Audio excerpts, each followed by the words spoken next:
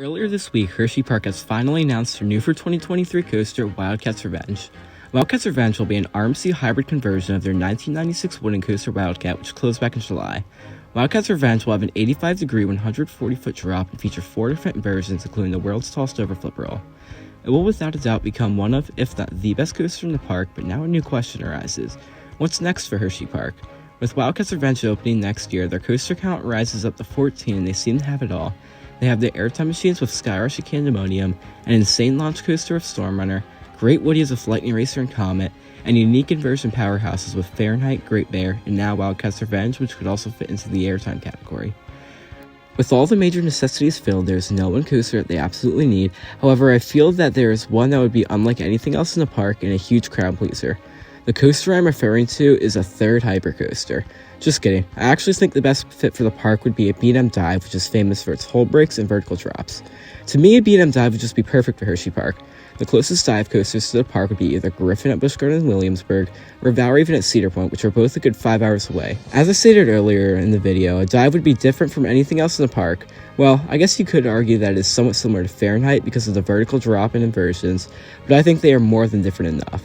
You may be asking, where would Hershey Park have a dive coaster? Well, I think they could potentially fit one in Chocolate Down, as they seem to have a lot of empty space there, and that part of the park desperately needs another ride. When it comes to statistics, if they were to add a dive coaster, I think it would be similar to the size of Dr. Diabolical at Six Flags Fiesta Texas and Emperor at SeaWorld Orlando, standing around the 150-foot mark. Hershey could potentially go for the world's steepest dive coaster, currently 95 degrees. However, with Fahrenheit already having a beyond vertical drop, I doubt they would end up doing that. Now to answer the big question, when would Hershey Park add their next coaster? But before I reveal when I predict Hershey would add a dive coaster, I would like to ask you to all consider subscribing. This is my first ever YouTube video, and any advice would also be appreciated in the comments below. Anyways, to get back on topic, I believe that if Hershey were to add a dive coaster, it would open in 2026.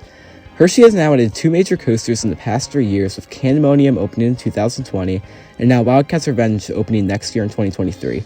Well, I guess the number would actually be 3 coasters if you count Jolly Rancher Remix as a new addition, but I personally do not, as it was just rethemed.